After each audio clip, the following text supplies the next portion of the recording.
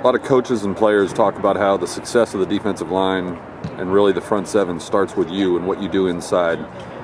How would you evaluate your performance so far this year? I think I've played pretty well this year.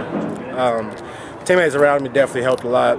I feel like I've done my job and everything, so they can excel and they can play to their best too.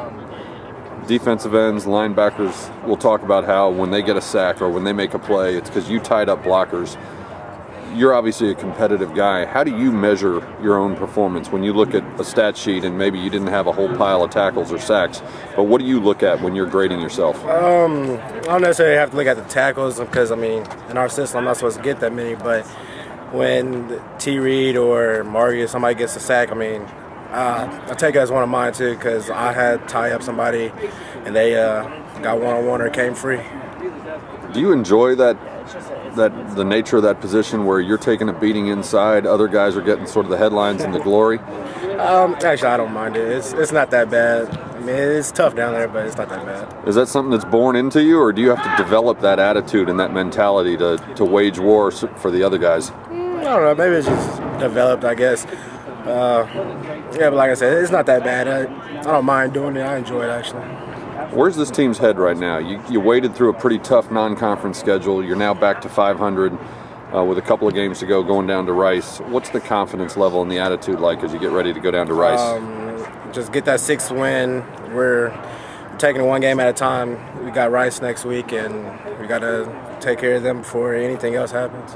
Do you think about getting into the conference title game, or are you thinking about bowl games, or do you really lock it in on Rice only? It's on the back of our minds.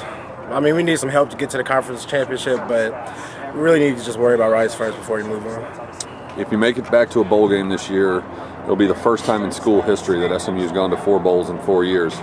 What would that mean to you to be a part of that group? Oh, that'd be big. That's to say I've been part of history. That's something I remember for the rest of my life.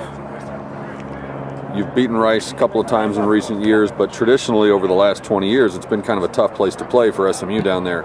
Why is it tough to play down there? I'm not sure. The last time I was there was my freshman year, and I remember we jumped out on them, and then they came back and put a whooping on us on national TV. So I don't know why it's so tough down there, but it's gonna be tough to go into their house and get a win anyway. Coach Jones was talking about how Rice is better this year than they were last year, and probably better than the record shows. He said there were maybe 3 other games that they lost that they could have won. As you start to study their offense, what's your biggest concern about their offense? Actually, more develop into a more run team. Try to power it down. So now we just got to stop the run and be solid all defensively.